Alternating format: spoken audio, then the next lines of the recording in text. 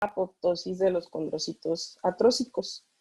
Y bueno, pues todos estos cambios que les mencioné van a imposibilitar el manejo adecuado del agua por el cartílago y en consecuencia, pues también el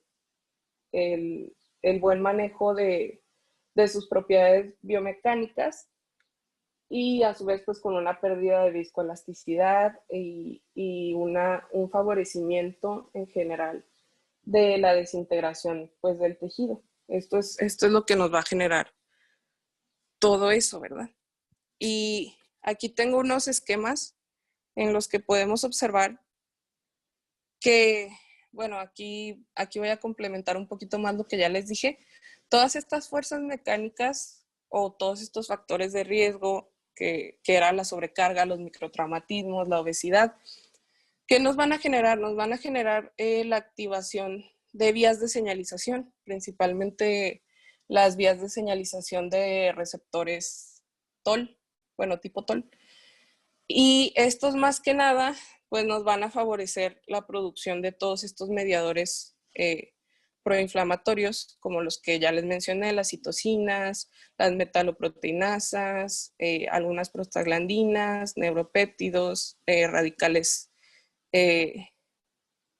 los radicales como el óxido nítrico, las adipocinas, etcétera, etcétera. Todo esto nos va a generar ese tipo de producción de mediadores que va a favorecer, como ya les dije, la actividad procatabólica y también vamos a observar una disminución de la cantidad pues, de mediadores antiinflamatorios como los TIMPs. Entonces, todo esto en conjunto lo que nos va a generar pues es este tipo de daño tisular e inclusive también pues de la misma generación de apoptosis, ¿verdad? O sea, todo eso va a jugar en conjunto para generar todo este tipo de patogenia.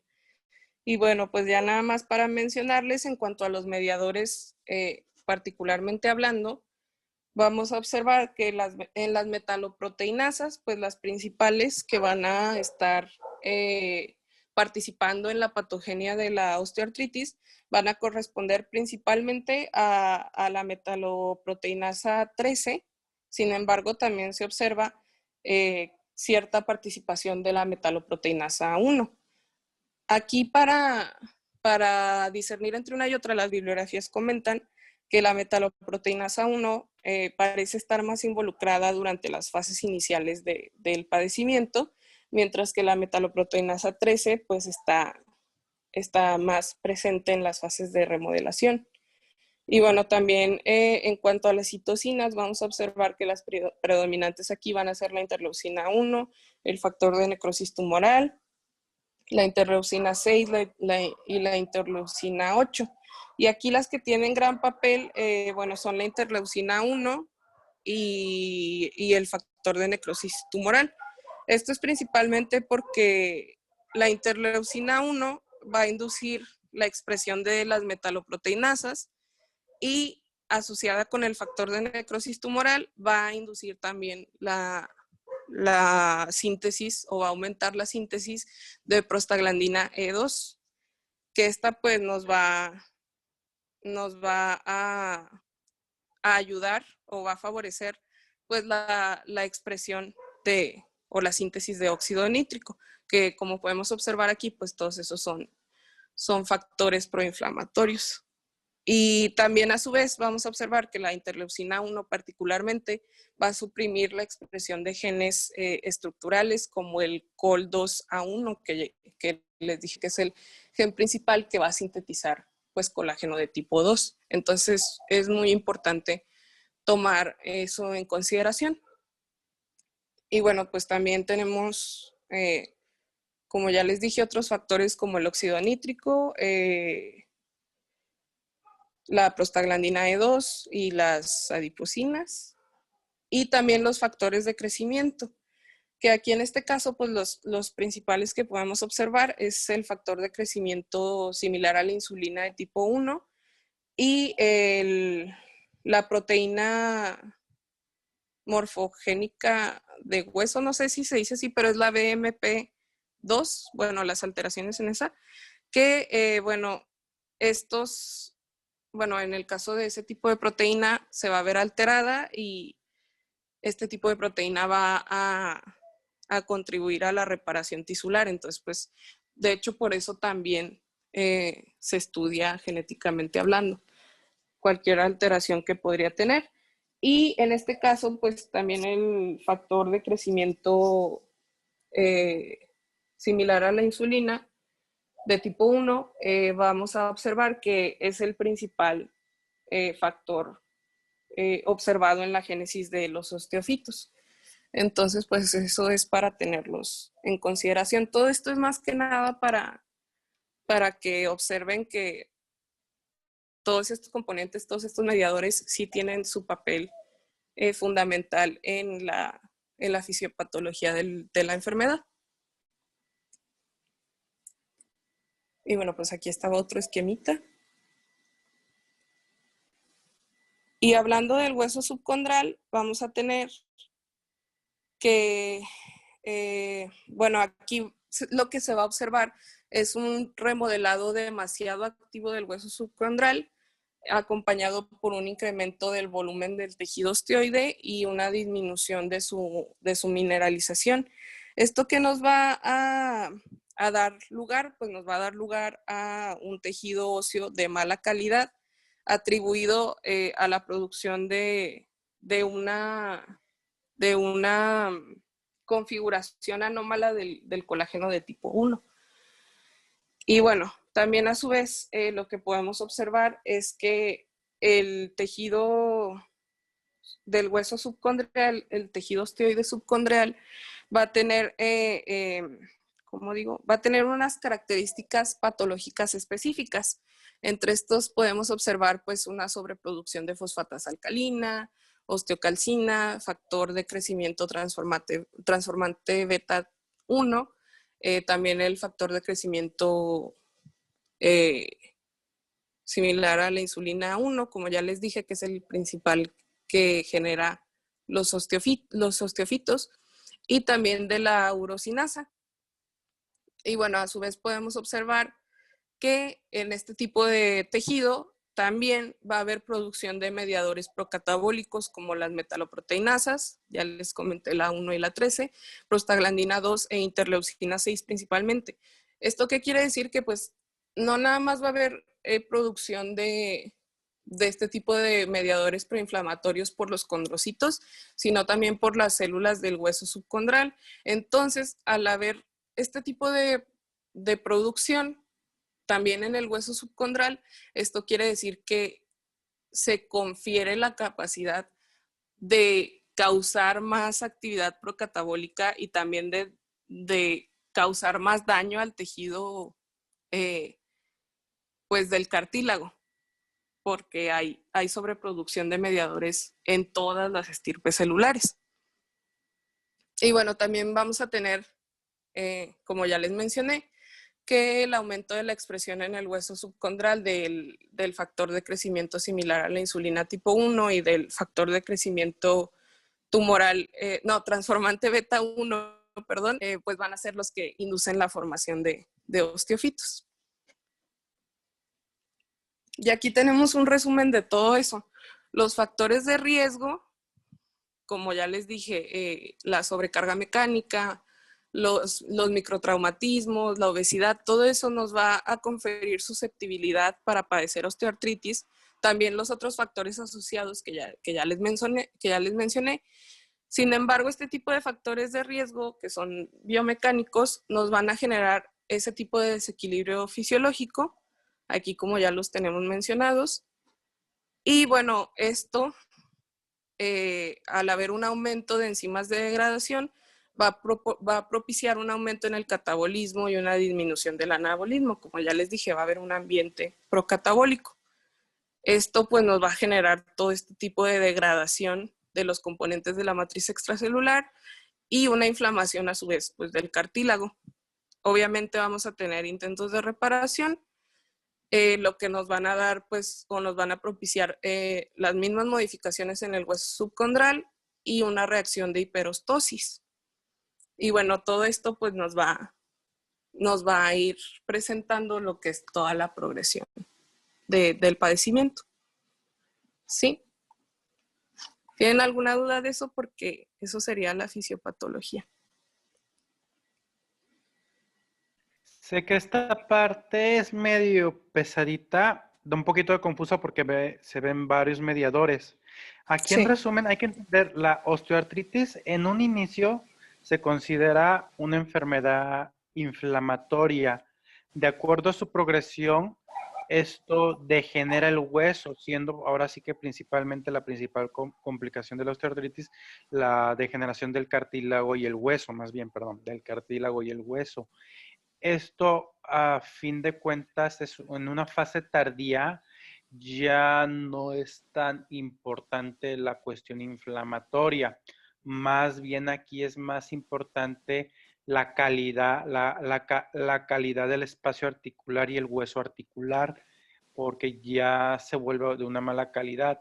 Hay neoformaciones que que no tienen alguna función fisiológica, hay menor producción de sustancias que son útiles al cartílago, como el colágeno tipo 2, como mencionó su hermana, perdón, que mencionó su compañera, que en este caso, tienen funciones de amortiguamiento y facilitar la movilidad. Hay menor producción del líquido sinovial en base a que los agreganos útiles en el líquido ya son de otro tipo que no es tan útil como para facilitar la función de amortiguador que tiene comúnmente el líquido sinovial. Entonces, todos estos cambios a la larga son cambios que generan una degradación importante que afecta la vida, pero son fases en las que ya la parte inflamatoria es menor. Generalmente al principio de la enfermedad es mayor proceso inflamatorio con intervención de polimorfonucleares y mononucleares, los dos en conjunto, con mayor producción de todas las interleucinas inflamatorias que mencionó su compañera, interleucina 1, interleucina 6, factor de necrosis tumoral. Sin embargo, esta parte se da como una respuesta a componentes de degradación del cartílago, que son todos los que mencionó su compañera en todas las diapositivas. En este caso hay que entender, aunque este proceso es un proceso que inicia por un factor de riesgo o un microtraumatismo, se vuelve un proceso inflamatorio que a la larga va siendo un poco importante. Aquí la importancia más bien es por el tiempo de evolución, el que este tipo de factores y este tipo de inflamación persista por varios años en el tiempo. Y al fin de cuentas, esto hace a la osteoartrosis, posiblemente sea su mejor nombre, una enfermedad que implica un proceso de largo tiempo donde intervienen factores de riesgo, inflamación, degradación y reparación imperfecta del hueso. Son varios componentes, por lo menos esos son los más importantes, en el cual por eso se diferencia mucho de otras enfermedades propiamente inflamatorias y porque no es una enfermedad autoinmune, porque a fin de cuentas esto es una respuesta esperada a un proceso que eso sí se está volviendo más imperfecto con el tiempo, porque eso es lo que pasa. Es un proceso de reparación que va volviéndose imperfecto por varios factores que pues ya mencionó la compañera. Entonces, continúen. Sí, bueno, y a partir de toda la etiopatogenia que vimos, se nos presenta en el manual SER un tipo de clasificación pues sencilla. El manual SER a su vez nos menciona que antes, bueno, no sé si todavía se aplique, se clasificaba a la osteoartritis en dos tipos, o sea, el tipo 1 que podía ser idiopático y el tipo 2 que era la osteoartritis secundaria, que bueno, esta iba a ser causada por factores bien reconocidos que incluían pues anomalías anatómicas evidentes, traumatismos, enfermedades inflamatorias y metabólicas que pudieran estar asociadas, etcétera, etcétera. Sin embargo, el manual SER propone este tipo de clasificación que divide a la osteoartritis en 3 tipos.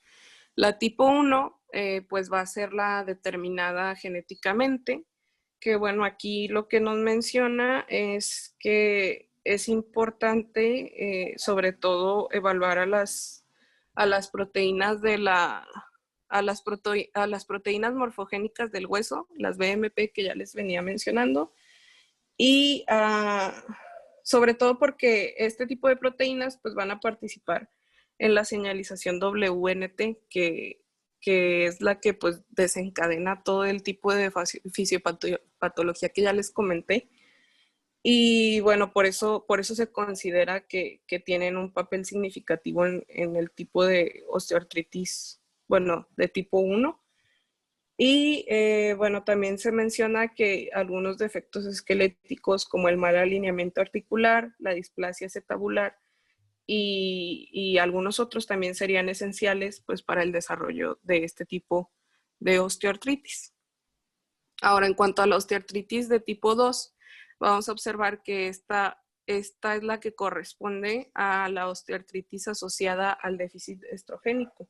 Esta pues es la que se va a presentar en los primeros años después de la menopausia y aquí, bueno, es principalmente debido a que los estrógenos pues tienen un papel relevante en la homeostasis de los tejidos articulares, sobre todo en lo que sería pues el mantenimiento de la densidad mineral ósea subcondral. Y aquí más que nada lo que se menciona es que estos estrógenos ejercen múltiples influencias pues sobre la biología eh, articular como tal. Y vamos a observar que la manera en la que hacen esto pues es mediante la regulación de la actividad y expresión de moléculas de señalización. Y bueno, pues aquí de hecho, lo que se menciona es que principalmente van a estar tomando papel en lo que sería, bueno, el proceso de remodelamiento óseo, pero en torno a los factores de necrosis tumoral alfa y la interleucina 1. Es principalmente en donde tienen mayor papel, o sea, porque de hecho se menciona que, que los pacientes que tienen pues bajos niveles de estrógenos tienen una menor regulación de este tipo de vías de señalización. Y ya como tal, la osteoartritis de tipo 3 va a ser la relacionada al envejecimiento y es principalmente por todo lo que ya les había estado comentando, que en el envejecimiento pues va a haber ciertas alteraciones características a los tejidos articulares, ya sea como pues el cambio en la composición y la estructura de los principales componentes de la matriz extracelular, del colágeno tipo 2, etcétera, etcétera, y también pues de la producción aumentada de ahora sí que de los productos eh, finales de la glucosilación avanzada, o sea, todo esto que ya les comenté va a ser lo que va a generar una osteoartritis de tipo 3 relacionada al envejecimiento. Y bueno, esa sería la clasificación, pues a partir de todo lo que vimos de la etiopatogenia propuesta por el manual SER. No sé si se use esta, doctora, o si se use todavía de que osteoartritis tipo 1 y tipo 2. Nada más. No, fíjate que en general seguimos usando estereotipos tipo 1 y tipo 2. Es como que clínicamente nos facilita más. Esta del manual SER nos hace un hincapié muy importante a la asociación a la asociación de estrógenos, porque se hace muy evidente la osteoartritis en mujeres después de la menopausia. Ese ahora sí que es como que un factor de riesgo ya bien determinado con la menopausia para la aceleración de este proceso, por lo menos en mujeres. Sin embargo, independientemente, casi siempre las dividimos en osteoartritis de tipo primaria y pues las secundarias, que como tú mencionaste, tienen que ver con factores mecánicos específicos o tienen que ver con factores endocrino-metabólicos. por ejemplo. Esa es como que la más fácil para nosotros. La verdad es que la del manual SER normalmente no la utilizamos en la clínica, aquí en México por lo menos. Obviamente el manual SER es un manual europeo de la Sociedad Española de Reumatología, por lo tanto ellos por allá sí lo utilizan más bien. Bueno, muy bien. Y bueno, eso sería todo de mi parte, si no tienen alguna duda. Lupita, ¿podrías volver a mencionar cuál es en general la clasificación tipo uno y tipo 2, la que no es de Sí, ser? es que mira, la tipo uno va a ser la osteoartritis idiopática. Y la Ok. tipo 2 ya va a ser secundaria, es como lo dijo el doctor y como lo comenté yo también. O sea, la secundaria va a estar asociada pues ya a todo tipo de factores, principalmente a los factores de riesgo que les comenté, de que si hay una sobrecarga mecánica o si hay microtraumatismos constantes o si hay algún tipo de enfermedad metabólica, etcétera, etcétera, u otra enfermedad asociada. Esa va a ser la osteoartritis de tipo 2. Y por lo general, o sea, ahí esa, como dijo el doctor, es la que más se utiliza y la diferencia entre la diferencia entre esta clasificación y la que maneja el manual SER, pues es más que nada pues la de tipo 2 que vendría siendo el déficit estrogénico. O sea, eso ya se está tomando en consideración en esta clasificación. ¿Sí? Ok, muchas gracias. Y mira, aquí para ayudar un poquito más a la clase, existen diferencias epidemiológicas muy fuertes entre las clasificaciones del tipo 1 y tipo 2, hablando de la americana, que es la que normalmente usamos. La tipo 1, pues la manejamos como idiopática, que prácticamente clasificamos a la gran mayoría de casos. Epidemiológicamente es la que vemos en los pacientes mayores de 60 años, la que se considera más bien como desgaste. Llamamos idiopática porque no buscamos otros factores de riesgo. Sin embargo, atribuimos totalmente la fisiopatología al desgaste articular, como bien hemos mencionado en la fisiopatología. En la tipo 2, en cambio, determinamos que este desgaste articular no es de origen idiopático, sino que tiene un efector bien establecido. Existen varios tipos, como las enfermedades metabólicas óseas, como la enfermedad de Wilson. Ese es, por ejemplo, un caso. O, por ejemplo, el desgaste articular asociado a artritis reumatoide. Aquí, acuérdense que les mencioné que hay enfermedades que degeneran en osteoartritis. La artritis reumatoide es una. La artritis reumatoide acaba en osteoartritis con el largo de los tiempos. Traumatismos específicos, como por ejemplo una fractura o una lesión de juventud del menisco, por ejemplo, o una fractura de hueso largo, estas también pueden generar en osteoartritis. La obesidad aquí entra como un tipo 2, cuando existe, por ejemplo, gonartrosis, o sea, artrosis de las rodillas asociada a obesidad, cuando es francamente asociable, que esto es generalmente a partir de la obesidad grado 2, eh, se considera como un tipo 2. Ciertas condiciones que causan abuso de la articulación, por ejemplo, en el caso de los maquinitas, no los maquinitas, esos son de los trenes, de los maquileros, los que se encargan de las maquilas, que trabajan mucho con las manos, esto existe una situación de abuso para ellos y ellos tendrán mayor incidencia de lesiones en manos y por lo tanto osteoartrosis en manos. Esta también se pudiese considerar secundaria porque se localiza cuál es el efector. Este tipo de osteoartrosis se asocia más a gente joven, curiosamente a hombre, y cuando hablamos gente joven hablamos de menores de 50 años. Esa es como que la gran variante. Generalmente consideramos el tipo 1 en adultos mayores arriba de los 60 y la tipo 2 generalmente asociada a alguna causa en menores de 50, porque hay algo que generó un mayor desgaste antes del tiempo previsto para la evolución natural de la enfermedad. Eso espero que te ayude un poquito a diferenciar, por eso te digo, se nos hace más fácil esta clasificación que la europea. Si quieren Entonces, por continuar o si... ejemplo, Ajá, perdón, doctor, dime. por ejemplo, pues la que se da en las mujeres, pues después de la menopausia, en esta clasificación americana entraría pues en tipo uno, ¿verdad? Depende. Existe como parte de la fisiopatología ya aceptada que una vez existe el déficit de estrogénicos, empieza la aparición de síntomas de osteoartritis en las mujeres, que se asocia a mayor intensidad, pero generalmente en fisiopatología el tiempo en que tarda en presentarse es el mismo, arriba de los 60 años. De ser así, sí se considera tipo 1, pero si estamos hablando de una paciente que se le hace ahora sí, una castración antes de tiempo, por usar un término no médico, pero ya usando términos médicos, una paciente a la cual se le hace resección de los 2 ovarios y se le causa una menopausia temprana, digamos a los 30 años, por ejemplo, por un tumor de ovario o por una complicación obstétrica, por ejemplo, esta paciente se está induciendo la osteoartritis de manera muy temprana. ¿Por qué? Porque se le quitó su estimulación hormonal antes de tiempo. En este caso, directamente se considera tipo 2. Encontramos, ¿verdad? La diferencia, ¿verdad? En este caso. Ok.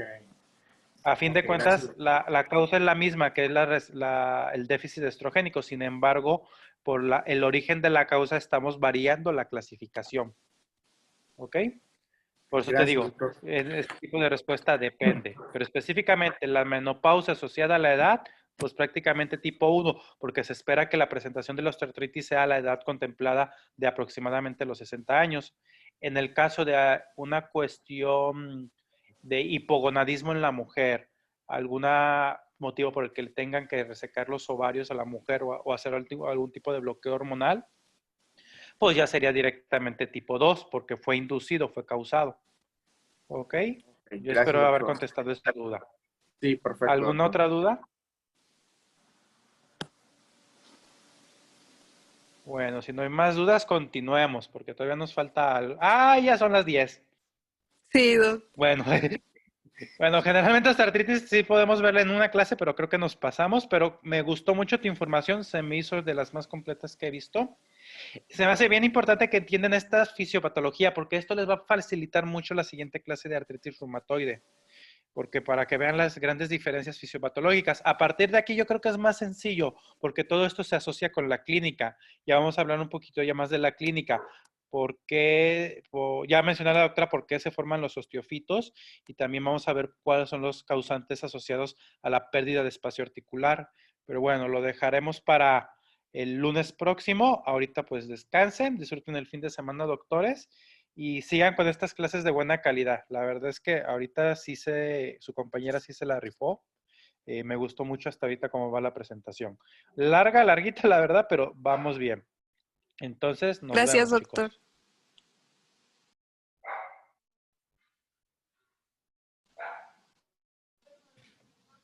Hasta mañana. Gracias, hasta mañana. Ya se fue. Ya se fue. Y siguen grabando.